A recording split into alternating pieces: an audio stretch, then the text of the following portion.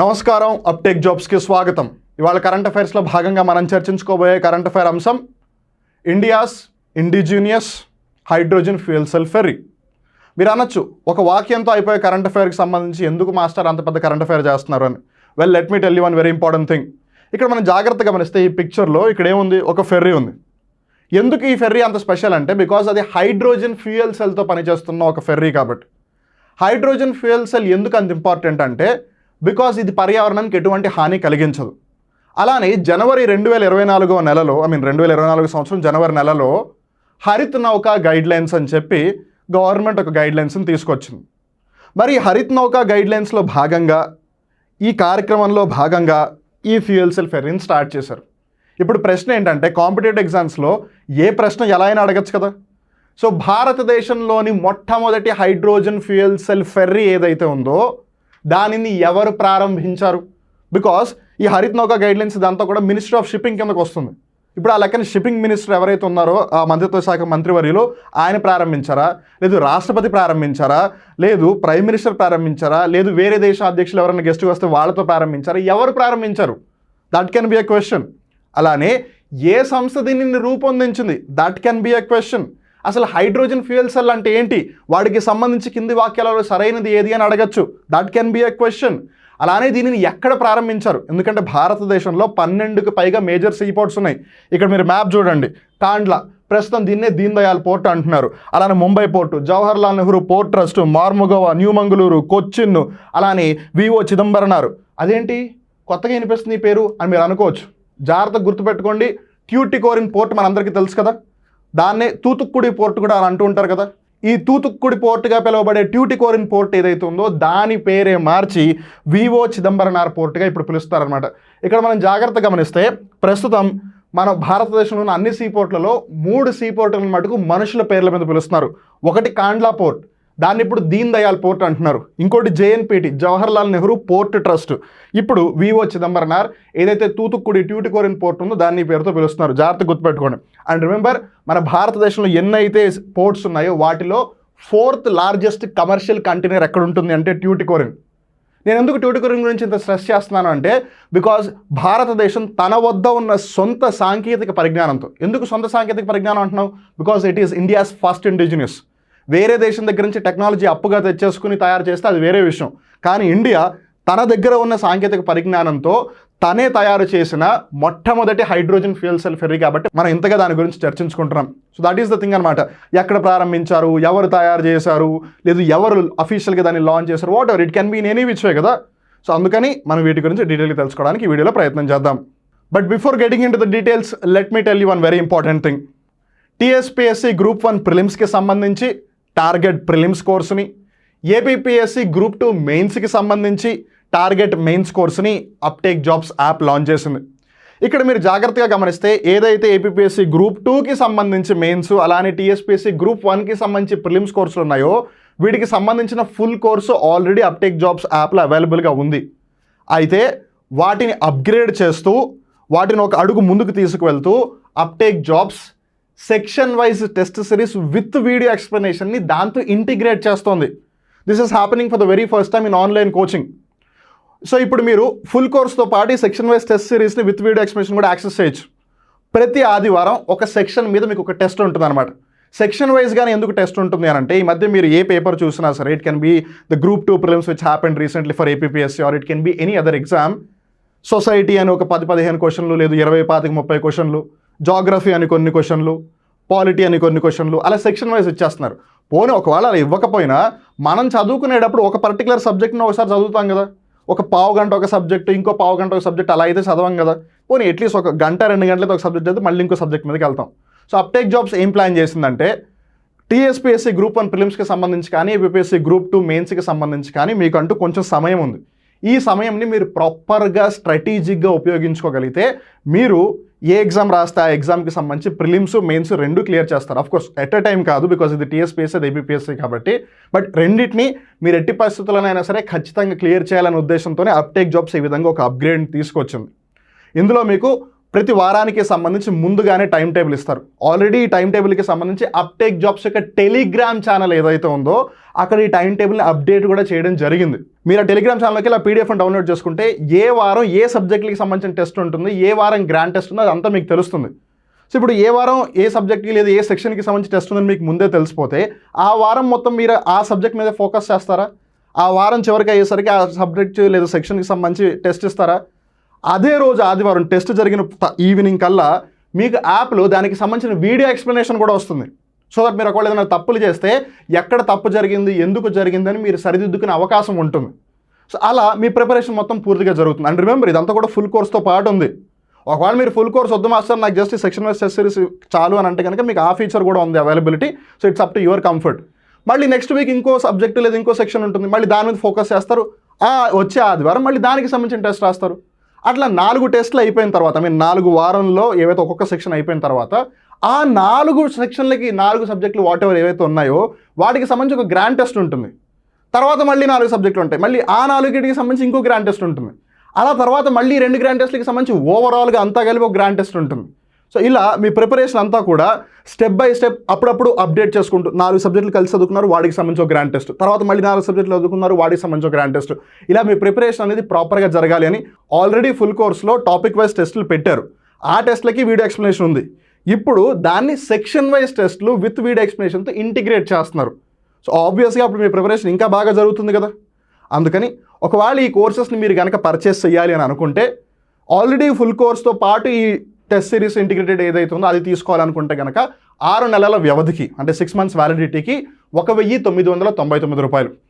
లేదు మాస్టర్, నాకు full course అవసరం లేదు, నాకు జస్ట్ ఈ ప్రిలిమ్స్ సంబంధించి లేదు మెయిన్స్కి సంబంధించి ఏదైతే section wise test series with video explanation ఉందో నాకు అదొక్కటి ఇస్తే చాలు అని అనుకుంటే కనుక దానికి సంబంధించి 499 రూపాయలు. సరే, ఒకవేళ వీటికి సంబంధించి మీకు ఏదైనా డౌట్ ఉండొచ్చు, కాదనట్లేదు. ఒకవేళ మీకు సైన్అప్కి సంబంధించి, లాగిన్కి సంబంధించి, కోర్సెస్కి సంబంధించి, ఆఫర్స్కి సంబంధించి, అప్టేక్ జాబ్స్ ప్రొవైడ్ చేసి దేనికి కోర్సెస్కి సంబంధించి ఏ విధమైన డౌట్స్ ఉన్నా సరే 9133449696 ఈ నెంబర్కి కాల్ చేయండి. ఆ నెంబర్ పెట్టిందే మీలాంటి వాళ్ళు ఎవరైనా డౌట్స్ ఉంటే కాల్ చేస్తారు, మమ్మల్ని కాంటాక్ట్ అవుతారు అని. సో హ్యాపీగా కాల్ చేసి మీ డౌట్స్ అన్నిటిని క్లారిఫై చేసుకోండి. సో మీరు ఏ పరీక్షకి ప్రిపేర్ అవుతున్నా సరే మీరందరూ బాగా ప్రిపేర్ అవ్వాలి, కాన్ఫిడెంట్గా ప్రిపేర్ అవ్వాలి, అలానే పేషెన్స్ని కోల్పోకుండా ముందుకు వెళ్తూ ఉండాలి అని మనస్ఫూర్తిగా కోరుకుంటూ wishing everyone all the very best. On that note, let's get in to the details of today's current affair which is India's indigenous first hydrogen fuel cell ferry. మనం అసలు ఈ టాపిక్ గురించి ఎందుకు డిస్కస్ చేస్తున్నాం? Because of the context. Prime minister of India flagged of India's first indigenously built hydrogen fuel cell ferry boat in virtual mode. So ఇప్పుడు competitive ఎగ్జామ్స్లో కింది వాక్యాలలో సరైన వాక్యం ఏది అని అడగచ్చు. హరిత నౌక గైడ్లైన్స్ లేదా హరిత నౌక కార్యక్రమం లేదు ప్రాజెక్ట్ ఏదైతే ఉందో అందులో భాగంగా ఈ ఫస్ట్ హైడ్రోజన్ ఫ్యూయల్ సెల్ ఫెర్రీని లాంచ్ చేశారు. వీటికి సంబంధించి సరైన వాక్యాలు ఏవి అని చెప్పి దాంట్లో ఈ బోటుని లేదు ఈ ఫెర్రీని ప్రారంభించింది షిప్పింగ్ మంత్రిత్వ శాఖ మంత్రివర్యులు లేదు భారతదేశ రాష్ట్రపతి అని అడగచ్చు. అప్పుడు అది తప్పు అవుతుంది, బికాస్ దాన్ని లాంచ్ చేసింది ప్రైమ్ మినిస్టర్ ఆఫ్ ఇండియా. ఎలా లాంచ్ చేశారు? వర్చువల్ మోడ్లో లాంచ్ చేశారు. అంటే ప్రధానమంత్రి అక్కడికి వెళ్ళలేదు, ఆన్లైన్లోనే లాంచ్ చేస్తారనమాట. సో ఇప్పుడు క్వశ్చన్ ఏ విధంగా మారిపోవచ్చు? ఫెర్రీ బోట్ ఏదైతే ఉందో hydrogen fuel cell ferry boat, మన భారతదేశంలో మొట్టమొదటి హైడ్రోజన్ ఫ్యూయల్ సెల్ ఫెర్రీ బోట్ని ప్రధానమంత్రి నరేంద్ర మోదీ గారు అధికారికంగా ప్రారంభించారు అన్నప్పుడు అక్కడ వర్చువల్ మోడ్ అని మెన్షన్ చేయలేదు అనుకోండి, అప్పుడు మనకి డౌట్ వస్తుంది. ఒకవేళ అది వర్చువల్ మోడ్ అని మెన్షన్ చేస్తే అది సరైన వాక్యమే, లేదంటే కాదు. The hydrogen cell powered inland waterway vessel launched under the Harit నౌకా ఇనిషియేటివ్. ఈ హరిత్ నౌకా ఇనిషియేటివ్ అనేది జనవరి నెల 2024 సంవత్సరం, అంటే 2 నెలల క్రితమే ప్రారంభమైంది, considering that we are in March. So ఇప్పుడు రీసెంట్గానే జరిగింది కదా, మొన్న ఏపీఎస్సీ గ్రూప్ 2 ప్రిలిమ్స్లో మనందరికీ ఒకటైతే కన్ఫర్మ్ అయిపోయింది. ఫిబ్రవరి 25 ఎగ్జామ్ జరిగితే 25, 26, 27 తారీఖుల్లో జరుగుతున్న కార్యక్రమం మీద కూడా ప్రశ్నలు అడిగారు వాళ్ళు. ఆ లెక్కన ఒకవేళ మార్చి 17 అయినా లేదు జూన్ 9 అయినా సరే దాన్ని బట్టి మనకేం అర్థమవుతుంది? అట్లీస్ట్ ఎగ్జామ్ డేట్కి ముందు ఏవైతే కరెంట్ అఫైర్స్ బయటకు వచ్చేసాయో వాటికి సంబంధించి మనం ఖచ్చితంగా పూర్తిగా తెలుసుకుని తీరాలి. సో ఇప్పుడు దీని గురించి తెలుసుకుంటున్నాం. అలానే హరిత నౌక ఇనిషియేటివ్ లేదా హరిత నౌక గైడ్లైన్స్కి సంబంధించి మీరు తెలుసుకోవాలనుకుంటే అప్టేక్ జాబ్స్ యూట్యూబ్ ఛానల్లో ఆల్రెడీ దీనికి సంబంధించి ఒక కరెంట్ అఫైర్ ఎపిసోడ్ వీడియో ఉంది, మీరు వెళ్ళి ఆ వీడియో చూడండి, దాని గురించి తెలిసిపోతుంది. అప్పుడు అందులో భాగంగానే ఈ డెవలప్మెంట్ జరుగుతుంది. I hope now you are getting the point. ఎందుకు అప్టేక్ జాబ్స్ ఎప్పుడూ కూడా మోస్ట్ ఆఫ్ ద టైమ్స్, నేను మళ్ళీ చెప్తున్నాను, most of the times topic ఓరియంటెడ్గా ఎందుకు కరెంట్ అఫైర్స్ ఎపిసోడ్ చేస్తుంది అని. బికాజ్ ఇప్పుడు మనం ఈ హైడ్రోజన్ ఫ్యూయల్ సెల్ గురించి డిస్కస్ చేస్తున్నాము. హైడ్రోజన్ ఫ్యూయల్ సెల్ బోర్డు అన్నప్పుడు ఎవరు ప్రారంభించారు, ఎక్కడ ప్రారంభించారు, వీటి గురించి మనం డిస్కస్ చేస్తాము. బట్ ఇప్పుడు హరిత్ నౌక అంటే కొంచెం టాపిక్ డివైడ్ అయిపోతుంది, కానీ మనం ఆల్రెడీ దాని గురించి వీడియో చేసాం కదా. So you can go there.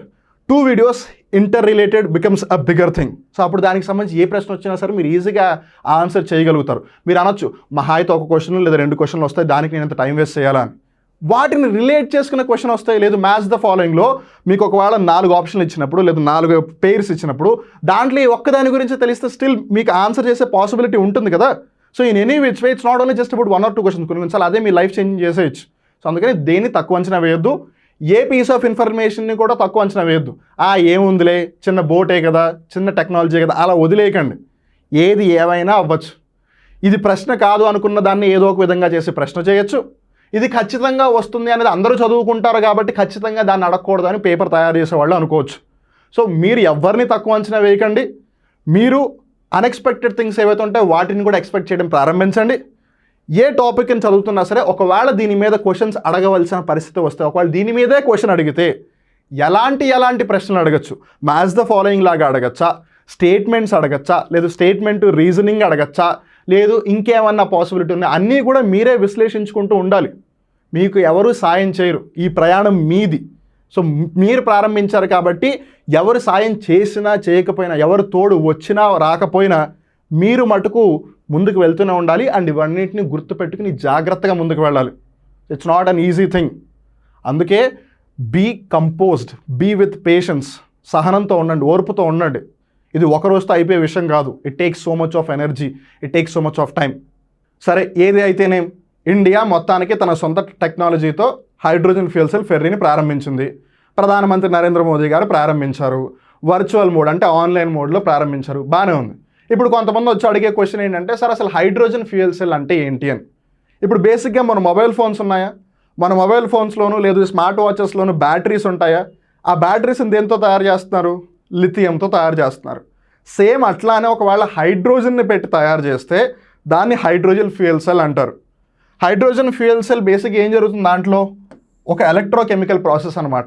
ఈ ఎలక్ట్రోకెమికల్ ప్రాసెస్ ఎలక్ట్రిసిటీని ఉత్పాదన చేస్తుంది, ఎలక్ట్రిసిటీని తయారు చేస్తుంది. సరే, ఇప్పుడు కోల్ ఎలక్ట్రిసిటీని తయారు చేస్తుంది, మరి ఫాసిల్ ఫ్యూయల్స్ పెట్రోల్ ఇవి కూడా ఎలక్ట్రిసిటీని తయారు చేస్తున్నాయి కదా. మరి అలాంటప్పుడు వాటిని ఎందుకు ఉపయోగించట్లేదు అని అంటే, అవేం చేస్తున్నాయి, బయటికి కార్బన్ డైఆక్సైడ్ లాంటి విషవాయువులు లేదా హానికరమైన వాయువులను బయటకు వదులుతున్నాయి. వేరేస్ హైడ్రోజన్ దగ్గర అది వాటరు అండ్ హీట్ని మటుకే రిలీజ్ చేస్తుంది. నీరు మరియు వేడి, లేదు వేడి అనే కన్నా ఆవిరి అని అనడం బెటర్. సో నీరు ఆవిరి మటుకే బయటకు వస్తాయి.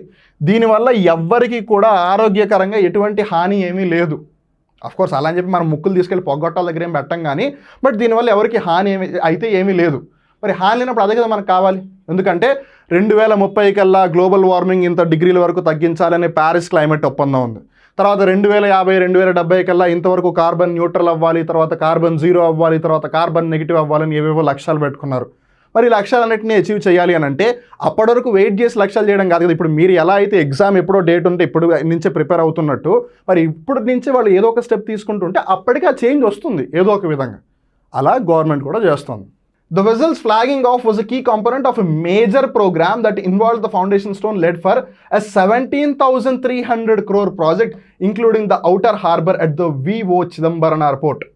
ఇప్పుడు ఏదైతే హైడ్రోజన్ ఫ్యూయల్ సెల్ ఫెర్రీ మన ఇండియాలోనే మొట్టమొదటి దాన్ని లాంచ్ చేశారో మోదీ గారు, మీరు అనొచ్చు స్టార్టింగ్లో మీరు అన్నారు కదా మాస్టర్ మీ నోట్తోనే, ఇది చాలా చిన్న కరెంట్ అఫైర్, దీని గురించి ఎందుకు డిస్కస్ చేస్తున్నారు అని.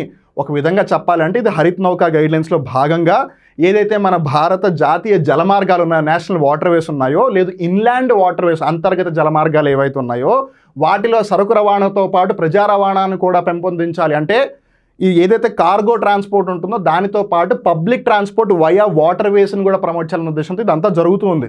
అయితే దాన్ని ప్రారంభించిన యాక్చువల్లీ సింపుల్గా దాని ఒక్కదాని గురించే కాదు, ఇట్ ఈస్ యాక్చువల్లీ 17,300 ప్రాజెక్ట్, అందులో ఒక భాగం అది.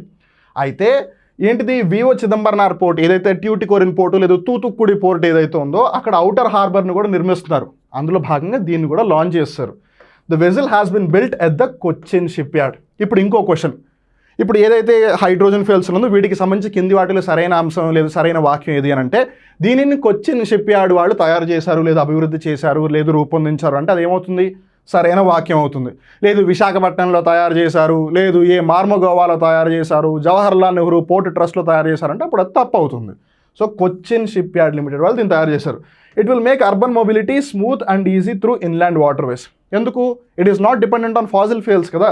సో హైడ్రోజన్ ఫ్యూయల్ సెల్ కాబట్టి ఒకటి ఎన్వైర్న్మెంట్ ఫ్రెండ్లీ అండ్ మోరోవర్ ఇది నాయిస్ కూడా చాలా తక్కువగా చేస్తుంది. దానివల్ల ఇది వాటర్ వేస్ జలమార్గాల ద్వారా వెళ్ళేటప్పుడు జలచరాలు ఉంటాయి కదా, నీటిలో కూడా జంతువులు ఉంటాయి కదా, వాటికి ఎటువంటి హాని కలిగించదు. ఇప్పుడు ఇన్ జనరల్గా ఏవైతే కన్వెన్షనల్ మోటార్ బోట్స్ ఉన్నాయో వాటిని ఉపయోగించడం ద్వారా ఇన్లాండ్ వాటర్ అంటే అంతర్గత జలమార్గాలని ప్రోత్సహిస్తున్నారేమో కానీ స్టిల్ లోపల ఉన్న వాటికి ఏదో ఒక విధంగా హాని జరుగుతూనే ఉంది.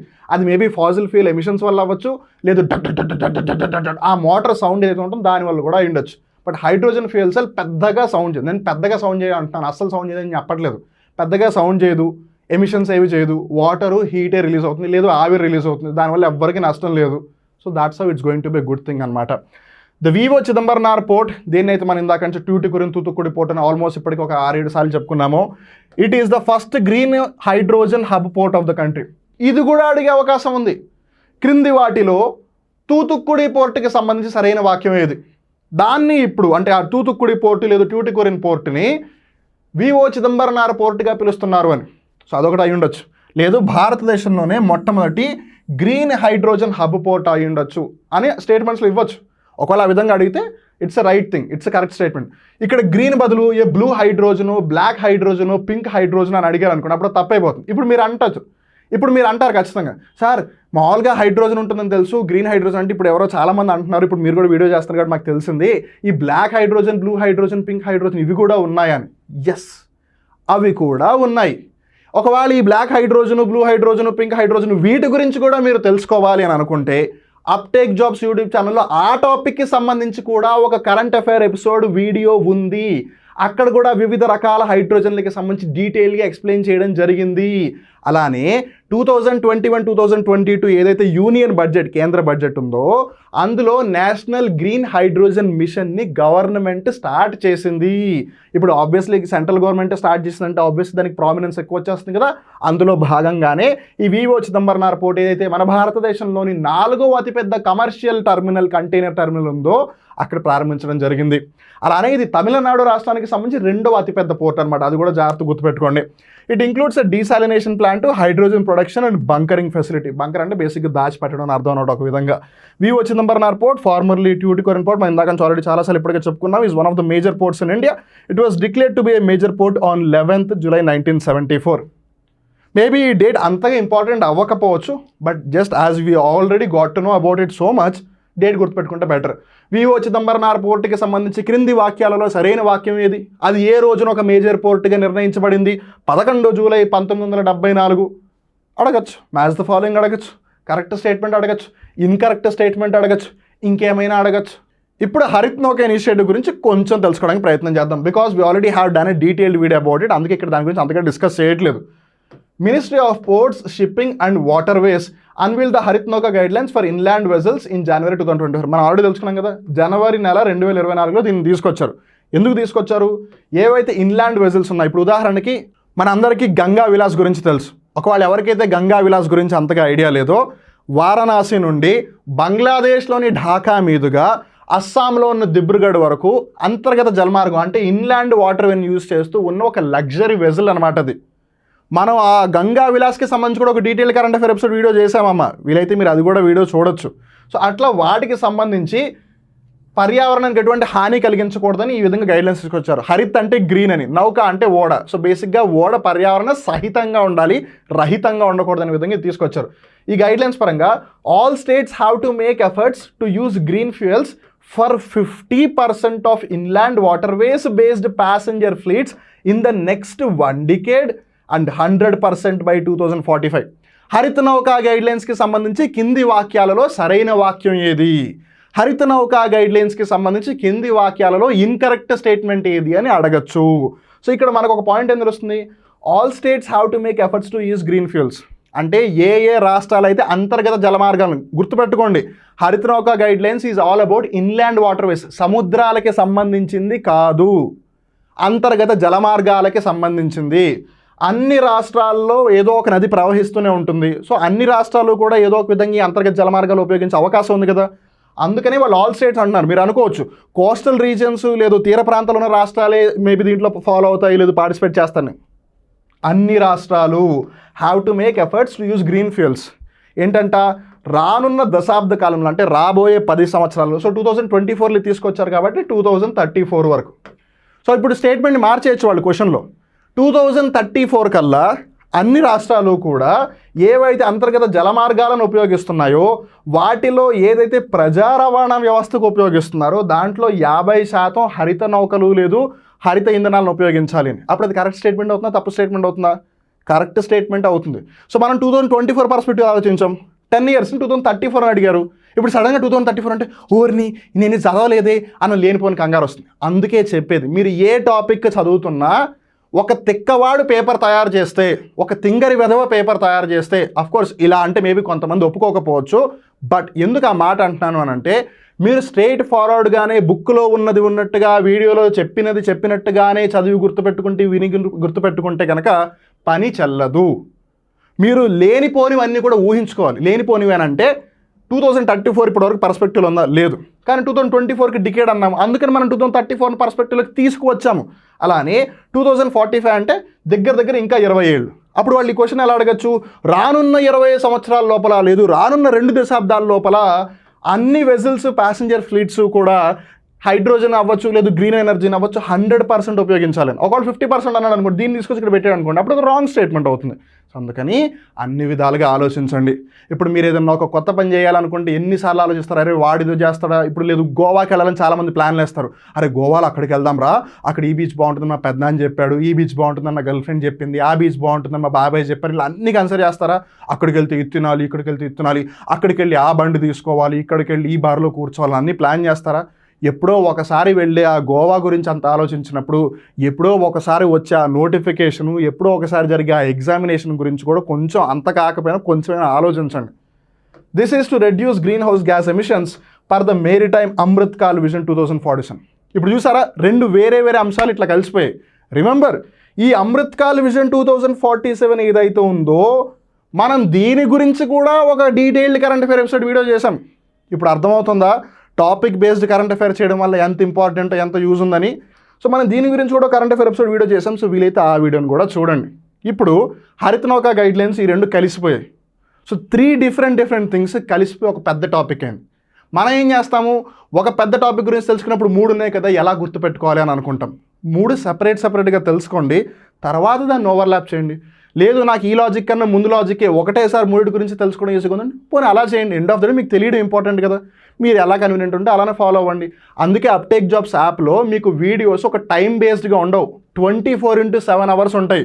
మీరు ఎప్పుడు ఏ సబ్జెక్ట్ కావాలనుకుంటే ఆ సబ్జెక్ట్ నేర్చుకోవచ్చు, ఎప్పుడు ఏ సబ్జెక్ట్ టెస్ట్ అటెంప్ట్ చేయాలనుకుంటే అప్పుడు ఆ సబ్జెక్ట్ టెస్ట్ అటెంప్ట్ చేయొచ్చు. రిమెంబర్, ఏదైతే సెక్షన్ వైజ్ టెస్టులు విత్ వీడియో ఎక్స్ప్లెనేషన్ ఉందో అది వన్స్ లాంచ్ అయిపోతే, ఇప్పుడు ప్రతి ఆదివారం ఒక టెస్ట్ వస్తుంది, అది ఒక్కసారి లాంచ్ అయిపోతే తర్వాత మీరు ఆ టెస్ట్ని ఎన్నిసార్లు అయినా అటెంప్ట్ చేయొచ్చు.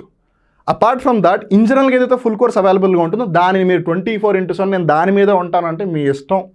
ఇక్కడ మనం జాగ్రత్తగా తెలుసుకోవాల్సింది ఏంటంటే ఈ హరిత నౌకా గైడ్లైన్స్ అవ్వచ్చు, లేదు మ్యారీటైమ్ అమృత్ కాల్ 2047 విజన్ అవ్వచ్చు, దీనికి సంబంధించి ఈ పదాలు కానీ వాక్యాలు కానీ ఎక్కువగా ఉపయోగించే అవకాశం ఉంది. జీరో ఎమిషన్ సొల్యూషన్స్, ఈ గ్రీన్ హైడ్రోజన్ ఫ్యూయల్ ఇలాంటి వాటి యూజ్ చేయడం వల్ల ఒక లాభం ఏంటంటే అసలు ఉద్గారాలు అనేవి బయటికి రావు. It is completely environment friendly with no tailpipe emissions other than water. ఇప్పుడు టెయిల్ పైప్ ఎమిషన్స్ ఏంటి అని ఖచ్చితంగా డౌట్ వస్తుంది, చూద్దాం. Emission of something such as gas or radiation into the atmosphere. ఇక్కడ మీరు పిక్చర్లో చూడొచ్చు, ఏం తెలుస్తుంది, ఒక కారు దానికి సంబంధించిన ఏదైతే ఎగ్జాస్ట్ పైప్ ఉందో దాని నుంచి పెద్దగా పొగ వస్తుంది. ఆ ఎగ్జాస్ట్ పైప్ని టెయిల్ పైప్గా కన్సిడర్ చేయండి. ఇప్పుడు ఆ హైడ్రోజన్ ఫ్యూయల్ సెల్ ఫెర్రీ ఉందా, దాన్ని సింపుల్గా బోట్గా గుర్తుపెట్టుకోండి. ఇప్పుడు ఆ బోట్ నుంచి పొగ వస్తుందా? రాదు.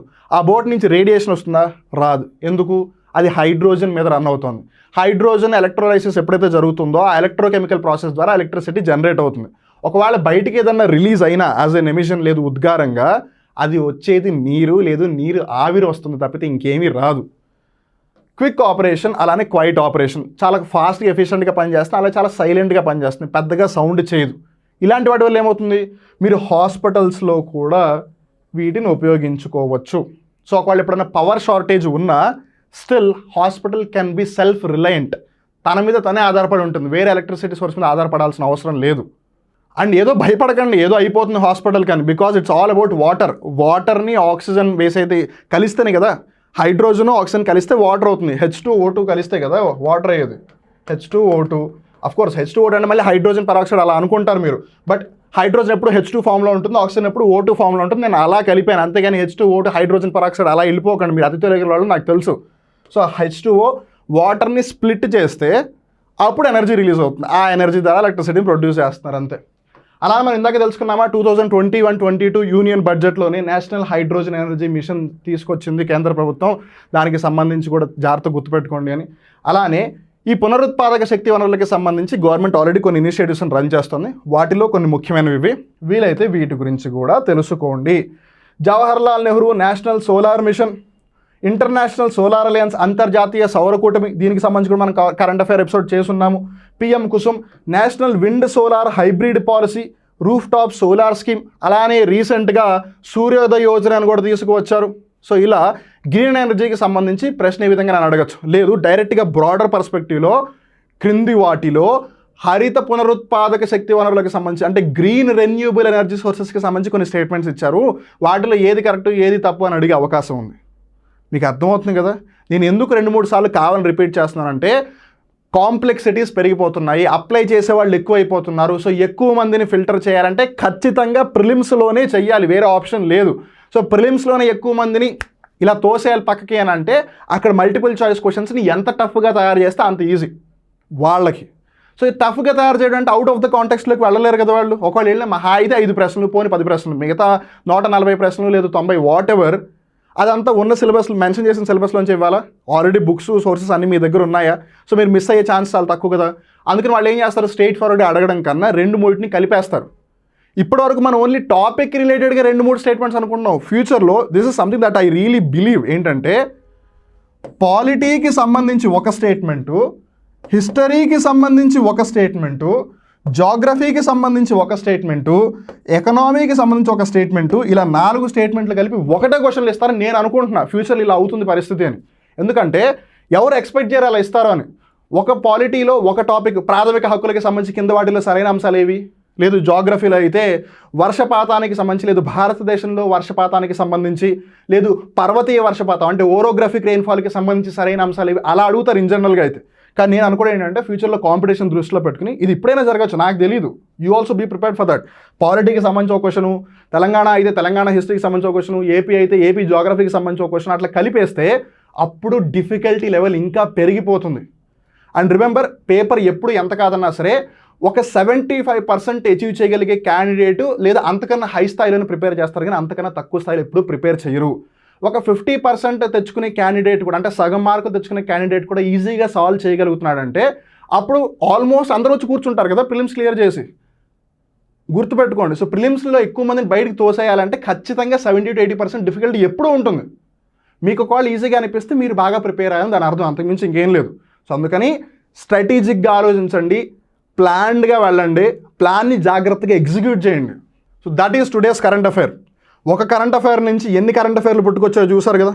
లక్కీలీ మనం most of the current affairs గురించి ఆల్రెడీ డిస్కస్ చేస్తున్నాం.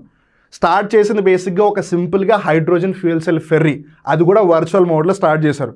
కానీ అది ఎక్కడ ప్రారంభించారు, ఎవరు ప్రారంభించారు, ఏ కార్యక్రమంలో భాగంగా ప్రారంభించారు, ఏ సీపోర్టు, ఆ సీపోర్టు పేరు మారిపోయింది, ఇంతకుముందు మారిన సీపోర్టు పేర్లు ఏంటి, అలానే ఎన్ని సీపోర్టులు మేజర్ సీపోర్టులు ఉన్నాయి ఇండియాలో, అలానే హరితనౌకా గైడ్లైన్స్ కాకుండా దానికి సంబంధించి ఇంకోటి కూడా ఉంది which is Amrit Kaal 2047 vision మేరీ టైమ్కి సంబంధించి, అలానే అంతర్గత జలమార్గాలు. ఇప్పుడు అంతర్గత జలమార్గాలు అంటే అంతర్గత జలమార్గాలకి అభివృద్ధి మండలి కూడా ఉంది, ఇన్లాండ్ వాటర్వేస్ డెవలప్మెంట్ కౌన్సిల్ అని. మనం దానికి సంబంధించి కూడా ఒక కరెంట్ అఫైర్ ఎపిసోడ్ వీడియో చేసి ఉన్నాము.